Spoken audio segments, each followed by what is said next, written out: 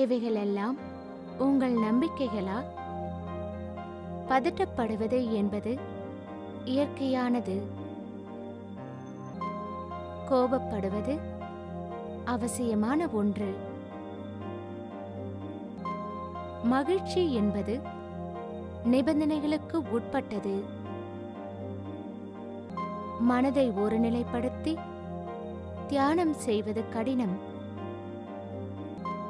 உங்களைப் பற்றிய உண்மைகளை அறிந்து கொள்ளுங்கள். அமைதி, மகிழ்ச்சி, அன்பு இவற்றை யதார்த்தமாக்குங்கள். விடியலை வரவேற்போம் பிரம்மகுமாரிகளுடன். ஓம் சாந்தி. விடியலை வரவேற்போம் பிரம்மகுமாரிகளுடன் நிகழ்ச்சிக்கு உங்கள் அனைவரையும் அன்போடு வரவேற்கிறோம். பொதுவாக பார்த்தீங்கன்னா, ஏதாவது ஒரு பொருள் உடஞ்சிடுச்சு அப்படின்னா உடனே நமக்கு அந்த சத்தம் கேட்கும். ஆனால் இன்னைக்கு பல பேருடைய வாழ்க்கையில் என்ன உட்பட நம்மளுடைய நம்பிக்கை முறைகள் அப்படின்ற விஷயம் உடஞ்சிக்கிட்டே வருது. ஆனால் நமக்கு அந்த சத்தம் கேட்கல. அதுக்கு காரணம் என்னன்னு பார்த்தீங்கன்னா, நம்ம அதை உணர்ந்துக்கிட்டே அதை நம்ம செயல்படுத்துகிறோம். இந்த நம்பிக்கை முறைகளை நான் என் வாழ்க்கையில், என்னுடைய முழு வாழ்க்கையிலையும் அதில் நான் ஒரு வலையில் சிக்கிக்கிட்ட மாதிரி அதில் சிக்கி மாட்டிக்கிட்டு வெளியில் வர முடியாமல் கஷ்டப்பட்டுட்டு இருந்தேன். இன்றைக்கி அதை நான் புரிஞ்சுக்கிட்டேன். இந்த நம்பிக்கை முறைகள் தான் என் வாழ்க்கையில் கஷ்டத்தை கொடுக்குது. தேவையில்லாத எண்ணங்களை இந்த நம்பிக்கை முறைகள் தான் வளர்த்து விடுது அப்படின்ற ஒரு விஷயத்தை தெரிஞ்சுக்கிட்டு அதை உணர்வு பூர்வமாக உணர்ந்ததால் இன்றைக்கி அந்த நம்பிக்கை முறைகள் எல்லாமே உடஞ்சிக்கிட்டு வருது. அது ஒரு சந்தோஷமான விஷயம்னு தான் நம்ம எல்லாருமே நினைக்கணும். இதுக்கான முயற்சிகள் நம்ம எல்லாருமே எடுத்துக்கிட்டோம். அந்த முயற்சி எடுத்துக்கிட்டதால தான் தேவையில்லாத நம்ம வாழ்க்கைகளை கஷ்டம் கொடுக்குற நம்பிக்கை முறைகள் அனைத்தும் இன்னைக்கு ஒன்னொன்னா உடஞ்சி தூள் தூள் ஆயிட்டு வருது. இப்போ இந்த நம்பிக்கை முறைகள் எல்லாம் இருக்கட்டும், இதெல்லாம் உடஞ்சுக்கிட்டு வருது. இப்போ இதெல்லாம் உடைய ஒரு புது நம்பிக்கை முறைகள் நம்ம வாழ்க்கையில வந்துட்டு இருக்கு. அது வேற ஒரு கண்ணோட்டத்துல நம்ம பார்க்கலாம். வாழ்க்கையில ஏதோ ஒரு இடத்துல இந்த புதிய நம்பிக்கை முறைகள் நம்ம எடுத்துக்கிற விஷயங்கள் ஏதாவது ஒரு சின்ன முயற்சி நமக்கு சரியா வரலை அப்படின்னா நம்ம எங்கேயோ நின்றுடுறோம். அதுக்கப்புறம் நம்மளால முன்னேற முடியல. இந்த நம்பிக்கை முறைகள் அப்படின்ற விஷயம் பார்த்தா எங்க நம்ம அந்த தடை ஏற்படுது, அந்த தடைகளை மீறி நம்ம எப்படி முன்னேறுவது அப்படின்றத பத்தி தான் இன்னைக்கு நம்ம பேச போறோம். இதை பத்தி நம்ம கிட்ட இன்னும் விரிவா பேசுறதுக்காக பிரம்மகுமாரி அமைப்பை சேர்ந்த சகோதரி ஜெயா அவர்கள் வந்திருக்காங்க. ஓம் சாந்தி சிஸ்டர். ஓம் சாந்தி. எங்களுடைய முயற்சியால அந்த தேவையில்லாத நம்பிக்கைகளை உடைச்சிட்டு புதிய விஷயங்கள், புதிய நம்பிக்கைகள் ஏற்படுது. எங்கேயோ ஒரு இடத்துல நாங்கள் நின்றுடுறோம். அதுக்கு மேலே ஏதோ ஒரு விஷயம், ஏதோ ஒரு டிஸ்டர்பன்ஸ்ன்னு சொல்லலாம், இல்லை ஏதோ ஒரு தடங்கள், ஏதாவது ஒன்று நினச்சிக்கோங்க. அங்கே நின்றுடுறோன்னா அதுக்கு மேலே எங்களால் முன்னேற முடியல. அதுலேயே அப்படியே நின்றுட்டு ஒரு கஷ்டம், ஒரு குழப்பம், ஒரு தெளிவற்ற நிலை வந்துடுது. அதுக்கப்புறம் முன்னேற முடியல. இந்த முன்னேற்றம் அப்படின்றது எப்படி ஏற்படுத்துவது? இப்போது நமக்குள்ளே ஒரு விழிப்புணர்வு வந்திருக்கு. அதாவது எண்ணங்கள் உருவாகிறது. எண்ணங்களினுடைய அடிப்படையில் உணர்வு என்பது உருவாகிறது.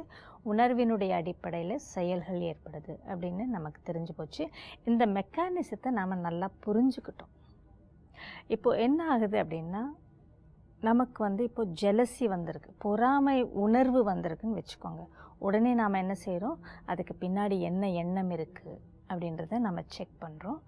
அந்த உணர்வு வந்த உடனேயே அந்த பொறாமை உணர்வினுடைய அடிப்படையில் நாம் செய்யக்கூடிய அந்த செயல்களை அட்லீஸ்ட்டு நாம் தடைப்படுத்துகிறோம் இல்லையா? முதல்ல அதுவும் செய்ய முடியாமல் இருந்தது. அதாவது செயல்களில் வந்தப்புறம்தான் நமக்கு அது தவறுனே புரியும். இப்போது உணர்வினுடைய அடிப்படையில் நமக்கு தெரியுது இது தவறான உணர்வு அப்படின்னு. உணர்வு வந்த உடனே அது செயலில் வராமல் நாம் தடுக்கிறோம். ஸோ இதுவே ஒரு நல்ல ஒரு ப்ரோக்ரெஸ் தான். ஆனால் இதுக்கப்புறமா என்ன ஆகுதுன்னா, நம்ம என்ன சொல்கிறோம், பல சகோதரிகள் என்ன சொல்கிறாங்கன்னா, எங்களுக்கு நல்லா தெரியுது கோபம் வர்றது தவறு, டென்ஷன் இருக்கிறது நல்லதில்லை, எல்லாமே தெரியுது. ஆனாலும் நாங்கள் செய்கிற இந்த பயிற்சியில் ஏதோ ஒரு விஷயத்தில் நாங்கள் கோவப்பட்டுட்டோம். ஏன்னா அந்த விஷயம் அந்த மாதிரி இருந்தது, அவ்வளோ பெரிய விஷயமா இருந்தது, அதனால எங்களால் கோபத்தை கட்டுப்படுத்த முடியல அப்படின்னு சொல்கிறாங்க. ஸோ இதுக்கு என்ன காரணம் அப்படின்னா, நாம் கோபத்தை கட்டுப்படுத்துகிறோம் அப்படின்றத விட அந்த நம்பிக்கை, கோபம் என்பது நல்லது இல்லை அப்படின்ற ஒரு நம்பிக்கையை வந்து நாம் இப்போது வளர்த்துக்கிட்டே வரோம் இல்லையா? அந்த நம்பிக்கை என்பது இன்னும் அவ்வளவு ஆழமாக வரவில்லை. மேலோட அந்த எண்ணங்களிலும் அந்த உணர்வுகளிலும் நாம் மாற்றங்களை ஏற்படுத்திகிட்டே வரோம். ஸோ ஏதாவது ஒரு சூழ்நிலை வரும்பொழுது அந்த சூழ்நிலையினுடைய பாதிப்பு நம்மேல் மீண்டும் வந்து விடுகிறது. அப்போது ஆழ் மனசுக்குள்ளே இருக்கிற அந்த பழைய நம்பிக்கை மறுபடியும் வெளியில் வந்துடுது. இதுக்கு நாம் என்ன செய்யணும் அப்படின்னா, பயிற்சி செய்யணும். இப்போ நாம் வந்து உடல் பயிற்சி எடுத்துக்கிறோம் இல்லையா? நமக்கு வந்து உடல் ஆரோக்கியத்திற்காக உடற்பயிற்சியை செய்யணும் அப்படின்ற எண்ணம் மட்டும் இருந்தால் உடல் ஆரோக்கியமாக இருக்காது. அதற்கான முயற்சியை எடுக்கணும், அதற்குன்னு நேரத்தை ஒதுக்கணும். அதை நாம் நாள்தோறும் இவ்வளோ மணி நேரம் நாம் செய்யணும். அப்போது நம்முடைய உடல் என்பது ஆரோக்கியமாக இருக்கும். அதே போல் இப்போ நம்முடைய மனதினுடைய ஆரோக்கியத்தை பற்றி பேசிகிட்ருக்கோம். ஸோ என்னுடைய மனதில் இப்படிப்பட்ட எண்ணங்கள், இப்படிப்பட்ட எதிர்மறை உணர்வுகள் இருக்குது, சக்தியற்ற நிலையில் என்னுடைய மனம் இருக்கிறது அப்படின்னு நமக்கு தெரிஞ்சாச்சு. ஸோ இதற்கான பயிற்சியை நாம் செய்யணும். ஸோ நம்ம இங்கே தயார் செய்யணும். அதற்காக நேரத்தை ஒதுக்கணும். ஒரு 5 நிமிடமோ இல்லை 10 நிமிடம் 15 நிமிடம் அப்படின்னு அதற்கென்று ஒரு நேரத்தை ஒதுக்கணும். அந்த நேரத்தில் நாம் இந்த பயிற்சியை நிச்சயமாக செய்யணும். ஸோ இப்போ மெடிடேஷன், தியானம் அப்படின்ற அந்த பயிற்சி பலவிதமாக கூட இருக்குது. இப்போது நீங்கள் பார்த்தீங்கன்னா ஒரு சிலர் வந்து எண்ணங்களற்ற நிலை அப்படின்றத செய்யணும் அப்படின்னு சொல்லி வீட்டில் உட்காந்துட்டு அதற்காக பயிற்சி செய்வார்கள். அது அரை மணி நேரம், 1 மணி நேரம் அப்படின்னு எல்லாம் கூட செய்கிறாங்க. இப்போது அது என்ன ஆகும் அப்படின்னா, எண்ணங்களற்ற நிலை அப்படின்றது இருக்க முடியுமா அப்படின்னா, ஆக்சுவலாக நம்ம என்ன செய்கிறோன்னா, வருகிற எண்ணங்கள் என்பது அலை போல் வருது. இப்போ அந்த அலைக்கு வந்து ஒரு தடையை ஏற்படுத்துகிறோன்னு வச்சுக்கோங்க. ஸோ தடையை ஏற்படுத்துகிறோம், அப்போது அந்த ஃப்ளோ ஆகாது. அந்த தடையை எடுத்தோடனே என்ன ஆகும்? நிச்சயமாக அதிகமாக வரும், இல்லை அட்லீஸ்ட் எப்படி இருக்கோ அதே வேகத்தில் வரும். இப்போ நான் வீட்டில் உட்காந்துட்டு எண்ணங்கள் வரக்கூடாது அப்படின்றதுக்காக நான் பயிற்சியை செய்கிறேன். ஸோ எண்ணங்கள் வராத அளவுக்கு நான் என்னை கட்டுப்பாட்டுக்குள்ளே கொண்டு வரேன். அதுக்கப்புறமா எத்தனை மணி நேரம் நம்ம வீட்டில் இருப்போம்? அதற்கப்புறமா வெளியில் போவோம். ஸோ வெளியில் நாம் போகிறோம், வேலைகளை செய்கிறோம் இல்லையா, பலரை சந்திக்கிறோம் அப்படின்னா நிச்சயமாக நான் சிந்திக்க வேண்டிய, எண்ணங்களை உருவாக்க வேண்டிய ஒரு நிலை என்பது ஏற்படுகிறது. அப்போ என்ன ஆகும்னா, எந்த எண்ணங்களை நான் தடைப்படுத்தி வைத்திருந்தேனோ அந்த எண்ணங்கள் தான் முதல்ல வரும். ஸோ நாம் அந்த எண்ணங்களே அற்ற நிலையை வந்து நம்ம அடைய முடியறதில்ல. ஆமாம், இன்றைக்கி பார்த்தீங்கன்னா ரொம்ப ஒரு பாப்புலரான விஷயத்த வந்து நீங்கள் இன்றைக்கி கொண்டு வந்தீங்க, எண்ணங்கள் அற்ற நிலை அப்படின்னு. நிறைய பேர் என்ன நினச்சிட்ருக்காங்க, இந்த தியானமாக இருந்தாலும் சரி, இல்லை வேறு ஏதாவது ஒரு எண்ணங்கள் அற்ற நிலையை தான் வந்து இன்றைக்கி நம்ம கொண்டு வரணும். இது ஒரு நம்பிக்கை முறைன்னு கூட சொல்லலாம். எல்லாருமே வந்து இப்போ என்ன ட்ரை பண்ணிகிட்ருக்காங்க, என்ன முயற்சி எடுத்துகிட்டு இருக்காங்க அப்படின்னா, தாட்லெஸ்னஸ், எண்ணங்களே இல்லாமல் எந்த எண்ணமும் என் மைண்டில் உருவாகக்கூடாது, நான் எந்த எண்ணத்தையும் உருவாக்க மாட்டேன். ஆனால் இது சாத்தியமா? எண்ணங்களே உருவாகாமல் இருக்குமா? அது சாத்தியம் இல்லை. ஏன்னா மனதினுடைய வேலை என்பது எண்ணங்களை உருவாக்குவது தான். இன்றைக்கு நாம் எண்ணங்களற்ற நிலை வர வேண்டும், எனக்கு எண்ணங்களை கட்டுப்பாட்டுக்குள் கொண்டு வர வேண்டும் அப்படின்னு ஏன் நினைக்கிறோம் அப்படின்னா, இப்போது இந்த காலகட்டத்தில் நமக்குள் அதிகமான எதிர்மறை எண்ணங்கள் வந்து கொண்டிருக்கிறது, வீணான எண்ணங்கள் வந்து கொண்டிருக்கிறது. ஸோ இதை நான் கட்டுப்படுத்தணும்.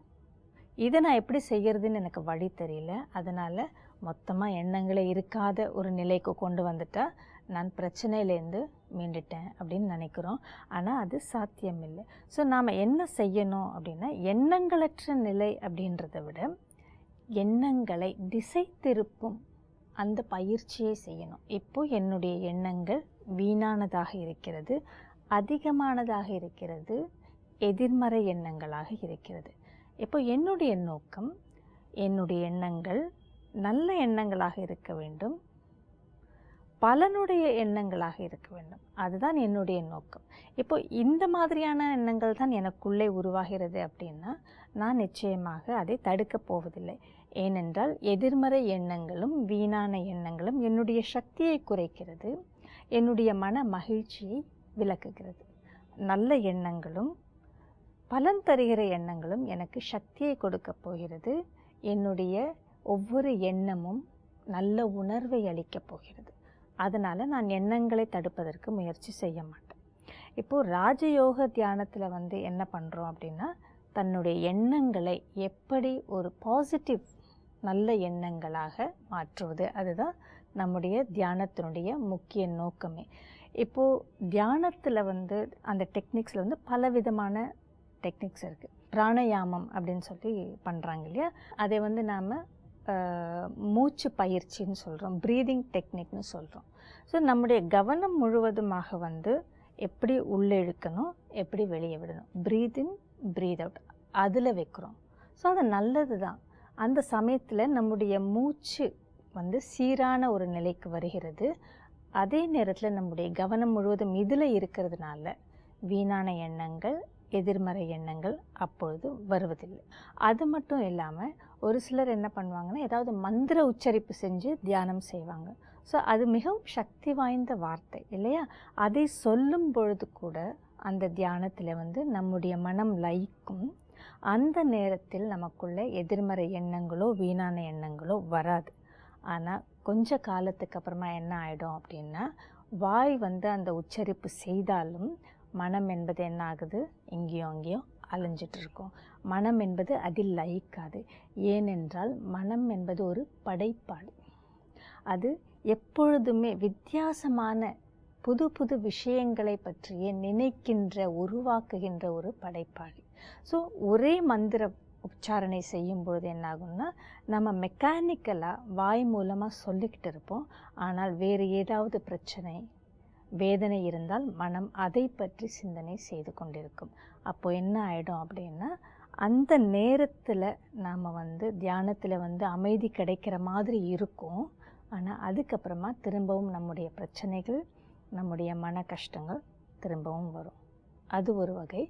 இன்னொரு வகை என்ன ஆகும்னா, தியானத்தில் அமைதியாக உட்காரும் பொழுது நாம் மனதை ஒருநிலைப்படுத்தி ஏதாவது ஒரு விஷயத்தின் மீது நம்முடைய மனதை செலுத்தி நம்முடைய எண்ணங்களை கட்டுப்பாட்டுக்குள் கொண்டு உட்காரோம். அப்போ என்ன ஆகுதுன்னா, எண்ணங்களுடைய வேகம் குறைகிறது. அது ஒன்று. ரெண்டாவது, வீணான எண்ணங்கள் என்பது தவிர்க்கப்படுகிறது. அதனால் நிச்சயமாக நமக்குள்ள சக்தி, எனர்ஜி என்பது கிடைக்கிறது. ஆனால் என்னாகுது அப்படின்னா, அந்த நேரத்தில் நல்லாயிருக்கும், இல்லை ஒரு நாள் முழுக்க கூட நல்லாயிருக்கும். அந்த தியானத்தினுடைய பலன் அப்படி இருக்கும். ஏன்னா நமக்குள்ள சக்தி என்பது நிரம்புகிறது. ஆனால் என்ன ஆகும் அப்படின்னா, பிரச்சனைகள் வரும்பொழுது நமக்குள்ள எந்த மாற்றங்களும் இல்லாததுனால டென்ஷனோ இல்லை கோபமோ நிச்சயமாக தானாகவே வரும். ஏன்னா நம்முடைய நம்பிக்கை முறை என்பது அப்படியே இருக்குது. நாம் எந்த மாற்றத்தையும் அதில் செய்யவில்லை. ஆனால் எனக்குள்ளே கொஞ்சம் சக்தியை நான் நிரப்பியிருக்கேன், அதனால் நான் டென்ஷன் இல்லாமல் இருக்கேன். ஆனால் பிரச்சனை வரும்பொழுது மீண்டும் டென்ஷனாக ஆகிடுறேன். இது எப்படி இருக்குன்னா, டிராஃபிக் ஜாம் உருவாகும். எண்ணங்களினுடைய அந்த கிளட்டர், அந்த ஜாம் உருவாகும். அதை நான் உட்காந்து கொஞ்ச நேரம் தியானத்தில் எல்லாத்தையும் சரி பண்ணிக்கிறேன். ஸோ டெய்லி வெளியில் போகிறேன், வேலைக்கு போகிறேன், பல மனிதர்களை, சூழ்நிலைகளை சந்திக்கிறேன். அந்த நேரத்தில் எனக்குள்ளே உருவாகின்ற அந்த எண்ணங்களினுடைய நெரிசலை நான் தியானத்தில் சரி பண்ணுறேன். ஸோ நான் உருவாக்குகிறேன், மறுபடியும் அதை நான் சரி பண்ணுறேன், உருவாக்குகிறேன், நான் மறுபடியும் அதை சரி பண்ணுறேன். அதனால் என்ன ஆகுதுன்னா, நிறைய பேர் தியானத்தை அப்படியே எடுத்துக்கிறாங்க. பரவாயில்ல, இது எனக்கு நல்லா இருக்குது, எனக்குள்ளே இருக்கிற டென்ஷனை குறைக்குது. டென்ஷன் உருவாகுது, ஆனால் அதே சமயத்தில் குறைக்கவும் செய்யுது. கவலைகள் உருவாகுது, அதே சமயத்தில் ஓரளவுக்கு அமைதியும் கிடைக்குது. கோபம் வருது, எல்லாமே வருது. ஆனால் தியான நேரத்தில் எனக்கு அதை தாங்குகிற சக்தி கிடைக்கிறது, சூழ்நிலைகளை எதிர்கொள்கிற சக்தி கிடைக்கிறது. அப்படின்னு அதை ஏற்றுக்கொண்டு அந்த தியானத்தை கண்டினியூ பண்ணிகிட்ருக்காங்க. ஏன்னா அவருடைய பிலீஃப் சிஸ்டம், நம்பிக்கை முறைகள் எப்படி இருக்குன்னா, டென்ஷன் என்பது இயல்பு, கோபப்படுவது என்பது இயல்பு. கோபப்பட்டால் வேலை நடக்கும். எனக்கு வேலை நடக்கணும், வேலையில் வர்ற பிரச்சனைகளை நான் சமாளிக்கணும், அதுக்கு ஒரு தியானம் தேவை, அதையும் நான் செய்கிறேன். ஆனால் ராஜயோக தியானத்தில் இந்த மாதிரி 1 மணி நேரம் 2 மணி நேரம் பயிற்சி மட்டும் கிடையாது. அந்த பயிற்சியில் நம்மளுடைய நம்பிக்கை முறைகள் அனைத்துமே மாறுகிறது. அது வாழ்க்கையின் முறையாகவே மாறிவிடுகிறது. அதாவது என்னுடைய எண்ணங்கள் எப்படி உருவாக வேண்டும் அப்படின்றத நான் முடிவு பண்ணுறேன். ஸோ நல்ல எண்ணங்கள், நல்ல உணர்வு. அப்போது என்ன ஆகுது அப்படின்னா, என்னுடைய மனக்கண் என்னுடைய கண்ணோட்டம், இந்த உலகத்தை பார்க்கிற விதம், சூழ்நிலைகளை பார்க்கிற விதம், மக்களை பார்க்கிற விதம் அனைத்துமே மாறிவிடுகிறது. அதாவது எண்ணங்கள் அற்ற நிலை அப்படின்றது சாத்தியமே இல்லை. அதுக்கு பதிலாக நம்ம பாசிட்டிவ் தாட்ஸ், நல்ல எண்ணங்கள், பாசிட்டிவ் தாட்ஸ்னால் நல்ல எண்ணங்கள், சக்தி வாய்ந்த எண்ணங்கள் அப்படின்னு சொன்னீங்க. இந்த நல்ல எண்ணங்கள் எப்படி உருவாக்குவது அப்படின்னு கேட்கலான்னு நினச்சேன். அதுக்கு பதில் நீங்களே சொல்லிட்டீங்க. தேவையற்ற சிந்தனைகள், தேவையற்ற விஷயங்கள் எல்லாம் போட்டுக்கக்கூடாது, எது தடை செய்தோ அதை நிறுத்திடணும் அப்படிலாம் சொன்னீங்க. இப்போ இன்னொரு கேள்வி, இப்போ எப்படி அந்த சக்தியை உருவாக்கணும் அப்படின்றத பற்றி நீங்களே சொன்னீங்க. தேவையில்லாத எதிர்மறை எண்ணங்களை தவிர்த்தாலே எனக்குள்ள அந்த பாசிட்டிவ் தாட்ஸுக்கு உண்டான சக்தி உருவாகுது. ஆனால் இப்போ நான் உருவாக்கி இருக்கிற சக்தியை எப்படி நான் இந்த நல்ல எண்ணங்களோட கொண்டு போய் சேர்க்கிறது? இந்த தியானத்தில் நாம் உட்காரும் பொழுது, உதாரணத்துக்கு நான் ஒரு அமைதியான ஆத்மா அப்படின்றத நாம் பயிற்சி செய்கிறோம். காலையில் வெளியில் போய் மக்களையும் இல்லை சூழ்நிலைகளையும் சந்திப்பதற்கு முன்னால் நம்மை நாம் தயார்படுத்தி கொள்ளுகிறோம். அப்போது நான் ஒரு அமைதியான ஆத்மா அப்படின்னு சொல்லிக்கொள்வது கிடையாது. சொல்லும் பொழுதே நம்முடைய மனக்கண்ணினால் அதை ஒரு காட்சியாக விஷுவலைஸ் செய்யணும். நான் ஒரு அமைதியே உருவானவன் அப்படின்னா எப்படி இருக்கும்? ஸோ இந்த அமைதியே உருவான ஆத்மா இந்த சூழ்நிலைகளில் இந்த மனிதர்கள்கிட்ட எப்படி வேலை செய்யும், எப்படி தன் உணர்வுகளை வெளிப்படுத்தும், எப்படி இந்த உறவுகளில் எல்லாவற்றையும் சந்திக்கும் அப்படின்றதை நான் விஷுவலைஸ் செய்யும் பொழுது என்னாகும், காட்சியாக பார்க்கும் பொழுது நமக்கு ஒரு நல்ல உணர்வு ஒன்று ஏற்படும். ஸோ எப்பொழுதுமே நம்முடைய உணர்வினுடைய அடிப்படையில், அனுபவத்தின் அடிப்படையில் தான் நாம் நம்மை மாற்றிக்கொண்டே வருவோம். நமக்கு அந்த உணர்வு ஏற்படலை, நான் அமைதியானவன் சொல்கிறதுனால அமைதி ஆகிட மாட்டோம். ஆனால் நான் அமைதியானவன் என்கிற உணர்வு எனக்கு எந்த அனுபவத்தை கொடுக்கிறதோ அந்த அனுபவம் மிக நன்றாக இருக்கிறது, வை நாட், நான் இதை ட்ரை செய்யலாம் இல்லையா? இப்படிப்பட்ட கோபமாக இருக்கிற நானும் அமைதியாக இருக்கிற நானும், இந்த 2 பேரும் இருக்காங்க. இவங்க 2 பேருமே சூழ்நிலைகளில், மனிதர்களில், உறவுகளில் எப்படி செயல்படுறாங்க, இதில் எதனுடைய அனுபவம் எனக்கு பிடித்திருக்கிறது, எந்த ஒரு அனுபவம் என்னுடைய வாழ்க்கையை நன்றாக கொண்டு செல்லுகிறது அப்படின்றத பார்க்கும்பொழுது இதை நாம் நிச்சயமாக தேர்ந்தெடுக்கலாம். ஸோ நாம் எந்த பயிற்சியை செய்யும் பொழுதும் அதை ஒரு அனுபவமாக உணர வேண்டும். தியானத்தின் போது நாம் என்ன சொல்கிறோம், நான் ஒரு அமைதியான ஆத்மா அப்படின்ற ஒரு பயிற்சியை நம்ம பண்ணுறோம். அது வெறுமனே சொல்லிட்டு இருந்ததுனால நாம் அமைதியான ஆத்மாவாக ஆகிவிட முடியாது. அதை நமக்கு நாமே திரும்ப திரும்ப சொல்லிக்கிட்டால் கூட வெளியில் வரும்பொழுது, ஆஃபீஸ்க்கு வரும்போது, வேலைக்கு வரும்பொழுது, அந்த மாதிரி சூழ்நிலைகள் வரும்பொழுது என்ன ஆகும்னா, உள்ளே இருக்கக்கூடிய அந்த பழைய அந்த வழக்கங்கள் வெளியில் வந்துடும். அப்செட் ஆகிடுவோம், நாம் கோவக்கூடப்படுவோம், இரிட்டேஷன் ஆகிடுவோம். ஒரு சில பேர் என்ன பண்ணுறாங்கன்னா, தியானம் செஞ்சுட்டே இருப்பாங்க, கொஞ்சம் செஞ்சுட்டு அதுக்கப்புறமா அதற்கான பலனை உடனே கிடைக்கணும் அப்படின்னு எதிர்பார்ப்பாங்க. அதனுடைய பலன் கிடைக்கல அப்படின்னா கொஞ்சம் ஃப்ரஸ்ட்ரேஷன் ஆகிடுவாங்க. அது மட்டும் இல்லை, அவங்க என்ன நினைப்பாங்கன்னா, தன்னை சுற்றி இருக்கிற எல்லாமே மாறிடணும், நான் வேலைக்கு போகிற இடம் மாறிடணும், என்னை சுற்றி இருக்கிற மனிதர்கள்கிட்ட மாற்றம் இருக்கணும் அப்படின்றது தான் அவங்களுடைய நோக்கமாக இருக்கும். ஆனால் நம்ம முதல்லேருந்தே என்ன சொல்கிறோன்னா, நம்மை சுற்றி இருக்கிறவங்க எல்லாருமே அப்படியே தான் இருப்பாங்க. சூழ்நிலைகளாக இருந்தாலும் சரி, மனிதர்களாக இருந்தாலும் சரி, நம்முடைய மனதை நாம் தயார்படுத்துவது தான் இந்த தியானத்தினுடைய முக்கியமான நோக்கம். How I am going to feel, நான் எப்படி உணரப்போகிறேன், நான் எந்த ஒரு மனநிலையில் இந்த நாள் முழுவதும் இருக்கப் போகிறேன், இந்த வாழ்க்கை என்ற பயணத்தை நான் எப்படி தொடரப்போகிறேன், என்னுடைய அனுபவம் எப்படி இருக்க போகிறது அப்படின்றத முடிவு பண்ணுறது தான் இந்த தியானம். அது மட்டும் இல்லாமல் நமக்குள்ளே நிறைய நம்பிக்கை முறைகள் இருக்குது இல்லையா? அதுக்காக ஒரு 5-10 நிமிடம் நம்ம அதுக்காக எடுத்துகிட்டு உட்காந்து முதல்ல நமக்குள்ளே நாமே அந்த இன்டர்னல் கான்வர்சேஷன் சொல்கிறோன்னே, நமக்குள்ளே நாமே நிறைய விஷயங்களை பேசிக்கணும். எனக்குள்ளே என்னென்ன நம்பிக்கைகள் இருக்குது, அந்த நம்பிக்கைகள்லேயே வந்து முரண்பாடுகள் இருக்கிறது. ஆமாம், நம்ம என்னதான் தியானத்தில் இப்படி இருக்கணும் அப்படி இருக்கணும்னு சொல்லிட்டு தான் அந்த தியானம் அப்படின்ற பயிற்சியை நம்ம மேற்கொள்கிறோம். முக்கியமாக நம்ம தியானம் எதுக்கு செய்யணும்னு நினைக்கிறோன்னா, நம்ம கோவத்தை கட்டுப்படுத்தணும், அந்த கோவமே இருக்கக்கூடாது அப்படின்ற ஒரு எண்ணத்துக்காக தான். இப்போ பார்த்தீங்கன்னா அந்த கோவம் என்னதான் இப்போ என்ன எடுத்துக்கிட்டாலும் சரி, பார்க்குற வியூவர்ஸ் நிறைய பேர் நம்மக்கிட்ட சொல்கிறது என்னென்னா, கோவம் அப்படின்ற விஷயம் எங்கே ஆரம்பிக்குது அப்படின்னே தெரியுது, அது எவ்வளவு தூரம் போகுதுன்னு தெரியல. ஏதாவது ஒரு சின்ன விஷயத்துக்கு ஒரு இரிட்டேஷன், ஒரு எரிச்சல் வந்துடுச்சுன்னா கூட உடனே நமக்கு அது கோவமாக மாறிடுது. அதுக்கப்புறம் அதில் உருவாகிற கோவம் எது வரைக்கும் போகுது, எவ்வளோ தூரம் போகுது, அது எங்கே போய் நிற்கும், இது எதுவுமே நமக்கு தெரியல.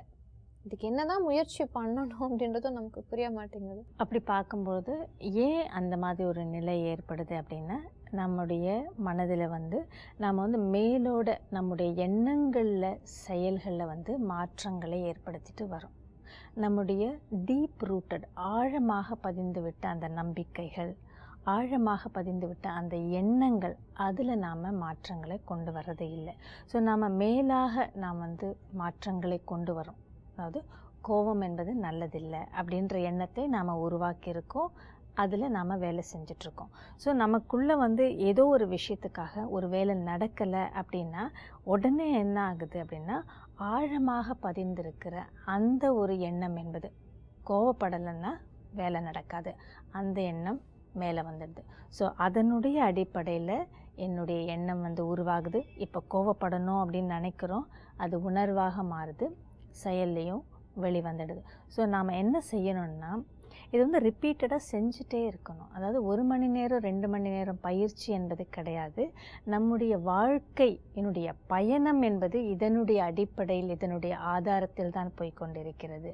அதனால் என்னுடைய நம்பிக்கைகளை, என்னுடைய ஆழ் மனது எண்ணங்களை நான் வேரோடு மாற்ற வேண்டும்.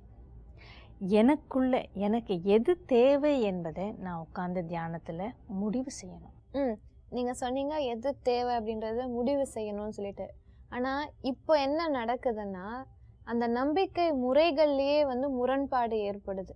இதுதான் இது சோகமான விஷயமா இல்லை இது சந்தோஷம், எப்படி பார்த்தாலும் நம்பிக்கை இதுதான் நம்புகிறோம், இப்படி என்னோட நம்பிக்கை முறை இது அப்படின்னு சொல்லி எடுத்துகிட்டு போகிறோம். இப்போ அந்த நம்பிக்கை முறைகள்லேயே நிறைய முரண்பாடுகள் இருக்குது. இது கரெக்டா, இது தப்பா, இது இப்படி நான் ஃபாலோ பண்ணலாமா, இப்படி நான் ஃபாலோ பண்ணக்கூடாதுன்னு. இதுக்கு நீங்கள் என்ன சொல்லுவீங்க? ஸோ நம்ம தியானத்தில் முதல்ல நமக்கு நாமே பேசிக்கணும். ஸோ நமக்கு நாமே ஒரு முடிவுக்கு வர வேண்டும். நமக்கு எது தேவை, நமக்கு வேலை முடியணுமா இல்லை நம்முடைய மகிழ்ச்சி தேவையா, இதில் எது ரொம்ப முக்கியம். அது மட்டும் இல்லாமல் என்னுடைய நம்பிக்கை முறையின் அடிப்படையில் எனக்கு எது தேவை. ஸோ அதனுடைய அடிப்படையில் இந்த நம்பிக்கைகள் நான் வைத்துக்கொள்ளணும், இந்த நம்பிக்கைகளை நான் நீக்கிவிடணும். ஸோ நமக்கு நாமே நம்மை தயார்படுத்தி கொள்ளணும். இவையெல்லாம் எனக்கு தேவை, இவையெல்லாம் எனக்கு தேவையில்லை அப்படின்ற ஒரு முடிவுக்கு வரணும். அதன் பிறகு நாம் என்ன முக்கியமாக அண்டர்ஸ்டாண்ட் பண்ணிக்கணும் அப்படின்னா, இந்த உலகம் எந்த காரணத்தை கொண்டும் நான் நினைக்கிற வழியிலோ விரும்புகிற வழியிலோ நிச்சயமாக போகப் போவதில்லை. என்னை சுற்றி இருக்கிற மனிதர்களாக இருந்தாலும் சரி, சூழ்நிலைகளாக இருந்தாலும் சரி, நான் நினைக்கிற மாதிரி இருக்க போவது இல்லை. நான் எவ்வளவு வேண்டுமானாலும் விரும்பலாம், ஆசைப்படலாம், என்னுடைய கட்டுப்பாட்டுக்குள் கொண்டு வருவதற்கு முயற்சி செய்யலாம். ஆனால் எல்லோருமே அவரவர்களுடைய விதிப்படி, அவரவர்களுடைய விருப்பப்படி அவர்களுடைய பயணத்தில் சென்று கொண்டிருக்கிறார்கள். அவர்களுடைய வாழ்க்கையில், அவர்களுடைய கருத்தில் என்னால் எந்த விதமான மாற்றத்தையும் கொண்டு வர முடியாது அப்படின்றத நான் முதல்ல எனக்கு புரிய வச்சுக்கணும். ஸோ என்னுடைய மனதுக்குள்ளே நான் புரிய வச்சுக்கணும், இது என்னுடைய பயணம். இந்த பயணத்தில் எனக்கு தேவை மகிழ்ச்சியாக இருப்பது, எனக்கு தேவை ஒரே நிலையாக இருப்பது, எனக்கு தேவை எனக்குள் மாற்றங்களை கொண்டு வருவது. ஸோ அதை முன்னால் வச்சு, அதை நம்முடைய நோக்கமாக வைத்து என்னுடைய தியானத்தில் எண்ணங்களை உருவாக்கணும். ஸோ இது ஈஸி இல்லை. இந்த மாதிரி காலகட்டத்தில் இது ரொம்ப சுலபமான விஷயம் என்பது கிடையாது. ஆனால் அதிகமான பயிற்சி செய்ய வேண்டி வரும். அந்த மாதிரி திரும்ப திரும்ப நாம் பயிற்சி செய்யும் பொழுது ஏதாவது ஒரு கட்டத்தில் நிச்சயமாக நம்முடைய நம்பிக்கைகள் மாறும், அதன் அடிப்படையில் நம்முடைய எண்ணங்களும் மாறும். அது மட்டும் இல்லாமல் நமக்கு வந்து வழக்கங்கள் அப்படின்னு இருக்குது இல்லையா, சன்ஸ்கார்னு சொல்லுவாங்க. அவைகளை நாம் மாற்ற வேண்டும், ஃபோர்ஸ்ஃபுல்லாக மாற்றணும். ஸோ அந்த மாதிரி மாற்றும் பொழுது அதன் பின் அதனுடைய அடிப்படையில் எண்ணங்கள் வரும், அதனுடைய அடிப்படையில் உணர்வுகள் ஏற்படும். ஸோ எனக்கு உணர்வுகள் ஏற்பட எனக்கு ஒரு நல்ல அனுபவம் ஏற்பட என்ன ஆகும் அப்படின்னா, எனக்கு இந்த அனுபவம் பிடித்திருக்கிறது, இந்த அனுபவம் நன்றாக இருக்கிறது, அதனால் எனக்கு இந்த எண்ணங்கள் தான் தேவைப்படுகிறது. அப்போது எண்ணங்களை நாம் வந்து ரொம்ப கஷ்டப்பட்டு உருவாக்கணுன்ற நிலையும் தாண்டிடுவோம். இல்லை எது செய்தாலும் ரொம்ப முயற்சி எடுத்து செய்யணும், எஃபர்ட் எடுத்து செய்யணும் அப்படின்னா எப்படி இருக்கும் அப்படின்னா ரொம்ப கஷ்டமாக ஃபீல் பண்ணுவோம். நெருக்கடியாக சுலபமாக செய்யணும் அப்படின்றப்ப தான் அந்த வாழ்க்கையினுடைய பயணத்தை நம்மால் வந்து என்ஜாய் பண்ண முடியும். இந்த தியானத்தை வந்து ஏதோ ஒரு பெரிய பயிற்சி மாதிரியும் ரொம்ப கஷ்டமான ஒரு வழி விதிமுறை மாதிரியும் எடுத்துக்காமல் இதை நம்முடைய வாழ்க்கையின் முறை, இப்படி நான் வாழ வேண்டும், இப்படி வாழ்ந்தால் நான் மகிழ்ச்சியாக இருக்க முடியும், இப்படி இருப்பது எனக்கு பிடித்திருக்கிறது அப்படின்ற ஒரு நம்பிக்கையின் அடிப்படையில் இதை நாம் தொடரும் பொழுது எல்லாமே வந்து ஈஸியாக இருக்கும். நான் எவ்வளோ ஒரு ஒரு ஒரு பாப்புலரான விஷயத்த வந்து இன்னைக்கு நான் கொண்டு வந்தேன் அப்படின்னா, இந்த நம்பிக்கை முறைகள்லேயே வந்து முரண்பாடு. நம்பிக்கை முறை அப்படின்றதே வந்து நம்ம எப்படி லைஃப்பை லீட் பண்ணணும், எந்தெந்த விஷயங்களை அடிப்படையாக வச்சு நான் வந்து வாழ்க்கையை தொடர்றேன் அப்படின்ற ஒரு விஷயத்திலேயே முரண்பாடு அப்படின்னு. அதுக்கும் நீங்கள் வந்து ஒரு சொல்யூஷன் மாதிரி சொன்னீங்க. நீங்கள் வந்து ஃபஸ்ட்டு அதை ஃபாலோ பண்ணுங்கள், இதை டிசைட் பண்ணிட்டீங்க, இந்த விஷயம்தான் என்னோட லைஃப்பில் இது சரி தப்பு அப்படின்ற ஜட்ஜ்மெண்ட் பவர் ஒருத்தருக்கும் கண்டிப்பாக இருக்கும். இதுக்கு தான் வந்து அந்த அறிவு, அந்த பகுத்தறிவு இதெல்லாம் சொல்லுவாங்க. ஸோ அது ஒருத்தருக்குள்ளேயும் இருக்கும். அதாவது நம்ம போன எபிசோடில் நான் அதான் சொன்னேன், அந்த மனசு என்ன சொல்லுதோ அதை வந்து நம்ம கேட்கணும். ஏன்னா கண்டிப்பாக அது அந்த ஆசிரியர் நீங்கள் தான் சொன்னீங்க. இன்னைக்கு வந்து நிறைய விஷயங்களை வந்து நம்ம நிறைய விஷயங்கள்னா என்ன, அதே அந்த வாழ்வியலை சம்மந்தப்பட்ட எல்லா விஷயங்களை தான் நம்ம பேசிட்டு வரோம். இன்னைக்கு நம்ம முக்கியமாக எடுத்துக்கிட்ட இந்த டாபிக் என்னன்னா, இந்த பிலீஃப் சிஸ்டம் எப்படி நம்ம எடுத்துகிட்டு போகிறோம், அந்த பாசிட்டிவ் தாட்ஸை நான் எப்படி வளர்த்துக்கிறேன், அதுக்கு உண்டான சக்தியை நான் எப்படி கொடுக்குறேன் அப்படின்னு. தேவையில்லாத எதிர்மறை எண்ணங்களை நான் வந்து அகற்றிடுறேன். அதுக்கப்புறம் என்னுடைய நம்பிக்கை முறைகளில் இருக்கிற அந்த முரண்பாடுகள், அந்த விஷயங்கள் எல்லாத்தையுமே வந்து டெலீட் பண்ணிவிட்டு, இப்போ என்னோட கண் முன்னாடி பார்த்தீங்கன்னா ஒரு ஸ்க்ரீன் மாதிரி நான் அதை எடுத்துகிட்டு வந்துக்கணும். எப்போ எல்லாம் எனக்குள்ளே வந்து ஒரு சந்தேகம், எப்போல்லாம் எனக்கு டிஸ்டர்பன்ஸ் ஆகுதோ இது ஆட்டோமேட்டிக்காக பாப்அப் ஆகணும். எனக்குள்ளே என்ன பிலீஃப் சிஸ்டத்தை நான் எடுத்துக்கிட்டேன். இப்போ இந்த மாதிரி ஒரு சுச்சுவேஷன் வந்துச்சுன்னா நான் இதை தான் கடைப்பிடிப்பேன். ஃபார் எக்ஸாம்பிள், ஏதோ ஒரு இரிட்டேஷன், யாரோ என்னை வந்து கஷ்டப்படுத்திட்டாங்கன்னா நான் கோவப்பட மாட்டேன் அப்படின்ற அந்த நம்பிக்கை முறை தான் எனக்கு பாப்அப் ஆகணும் அப்படின்ற விஷயத்த நீங்கள் ரொம்ப தெளிவாக சொன்னீங்க. ஒரு நாளும் சவாலான விஷயங்களை நாங்கள் உங்ககிட்ட கொண்டு வரோம். நீங்களும் ரொம்ப பொறுமையாக சொன்னீங்க சிஸ்டர். ஓம் சாந்தி. ஓம் சாந்தி. முயற்சி அப்படின்ற விஷயம் நம்மக்கிட்ட தான் இருக்குது. ஒரு விஷயத்தையும் வந்து நம்ம பொறுமையாக யோசித்து பார்த்தோம் அப்படின்னாலே வந்து நமக்கு தெரிஞ்சிடும் இந்தந்த விஷயங்கள் சரி, இந்தந்த விஷயங்கள் தவறு அப்படின்னு. இன்னைக்கு நம்ம எடுத்துக்கிட்ட விஷயம் என்னென்னா, அந்த நம்பிக்கை முறைகள் இதுலேயே ஒரு முரண்பாடு இருக்குது அப்படின்றது இது நானாக சொன்ன கருத்து இல்லை. நீங்கள் எல்லோரும் எனக்கு கேள்வியாக எழுதி அனுப்பின விஷயத்த தான் நான் வந்து இன்றைக்கி கேட்டேன். இந்த மாதிரி நிறைய கேள்விகள் உங்களுக்குள்ளவும் இருக்குது, எனக்குள்ளவும் இருக்குது. தொடர்ந்து நம்ம இதை பற்றி தான் நம்ம பேச போகிறோம். அதுக்கு முன்னாடி இந்த ராஜயோகா தியானத்தில் என்னென்ன விஷயங்கள் இவங்க சொல்லிட்டு இருந்தாங்களோ அதை எல்லாமே நம்ம வாழ்க்கையில் வந்து இதை வந்து இம்ப்ளிமெண்ட் பண்ணணும் அப்படின்றது தான் இந்த நிகழ்ச்சியோட எண்ணம், எல்லாருடைய நோக்கமும் கூட. இதை கண்டிப்பாக நீங்கள் எல்லோரும் வந்து இதை இம்ப்ளிமெண்ட் பண்ணுவீங்க, அதை உங்கள் வாழ்க்கையில் அதை வந்து பொறுத்துவீங்க அப்படின்னு நாங்கள் எல்லோரும் நம்புகிறோம். வேறு ஏதாவது கேள்விகள், கருத்துக்கள் உங்ககிட்ட இருந்தால் எங்களுக்கு நீங்கள் அதை தாராளமாக பகிர்ந்துக்கலாம். ஏன்னா இந்த மேடை, இந்த நிகழ்ச்சி எல்லாமே உங்களுக்காக, நம்மளுக்காக தான். இன்றைக்கி இந்த நிகழ்ச்சியிலேருந்து விடைபெற வேண்டிய தருணம் வந்தாச்சு. இன்னும் நிறைய விஷயங்கள் இந்த மகிழ்ச்சியை பற்றி, இன்னும் நம்ம வாழ்வியலில் சம்மந்தப்பட்ட பல விஷயங்கள், பலவிதமான போராட்டமெல்லாம் நடந்துகிட்ருக்கு. அதை எல்லாத்த பற்றியும் நம்ம பேச போகிறோம். ஆனால் இன்றைக்கி இந்த நிகழ்ச்சி இங்கே முடிவடைகிறது. மீண்டும் அடுத்த நிகழ்ச்சியில் உங்களை சந்திக்கிறோம். ஓம் சாந்தி. ஓம் சாந்தி. I'm a peaceful soul. Om Shanti. I'm a peaceful soul. ये ध्वनि मंगल ध्वनि है. Om Shanti Om. This sound is a sacred sound.